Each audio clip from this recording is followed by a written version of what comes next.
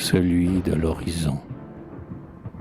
J'ai regardé par la lucarne ouverte au flanc d'un phare abandonné que flageolait la pluie. Des trains tumultueux sous des tunnels de suie sifflaient, fixés au loin par des fanaux en sang. Le port immensément enchevêtré de mâts dormait, huileux et lourd, en ses bassins d'asphalte.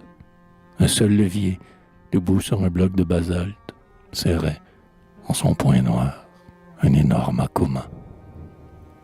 Et sous l'envoûtement de ce soir de Portor, une à une, là-bas, s'éloignaient les lanternes, vers des quartiers de bruit, de joie et de tavernes, où bondissent les rutes, parmi des miroirs d'or.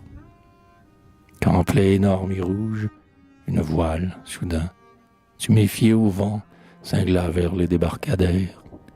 Quelqu'un qui s'en venait des pays légendaires, parut, le front compact d'orgueil et de dédain. Comme des glaives d'or en des fours de fer, il enserrait sa rage et ses désirs sauvages, et ses cris grands cassaient les échos des rivages, et traversaient de part en part l'ombre et la mer. Il était d'océan, il était vieux d'avoir, mordu chaque horizon saccagé de tempêtes, et de sentir, encore et quand même, sa tête crier vers la souffrance et les affres du soir. Il se voulait supplicié, il se savait le prisonnier de son désir. Sur sa croix d'âme, il se saignait avec de rouges clous de flamme et dégustait toute la mort qu'il en buvait. Sa vie, elle s'était dardée en cette fois de n'être rien, sinon celui qui s'épouvante, et des sabrants éclairs de son âme savante flagellent obstinément les orages du soir.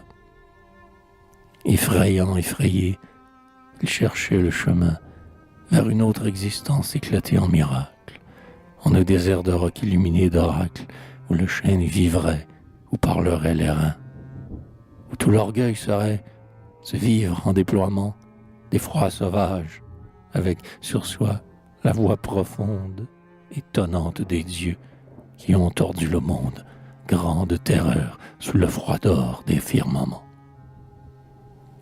Et depuis des 1000 ans, il luttait sur la mer, bombant l'horizon les torses de ses voiles, toujours vers les lointains des plus rouges étoiles, dont les cristaux sanglants se cassaient dans la mer.